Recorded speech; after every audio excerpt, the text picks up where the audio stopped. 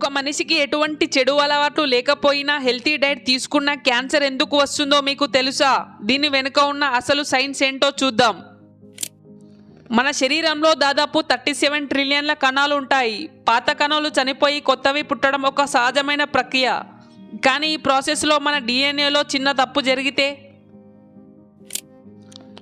దాన్నే మనం మ్యుటేషన్ అంటాం. కొన్నిసార్లు మన కణాలు చనిపోవడానికి బదులు విపరీతంగా పెరగడం మొదలు పెడతాయి.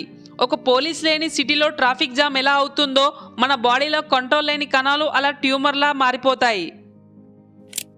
ఇది ఎందుకు జరుగుతుంది అంటే 70 to 90% రీజన్ మన లైఫ్ స్టైల్, అంటే పొగాకు, మద్యం మరియు పొల్యూషన్.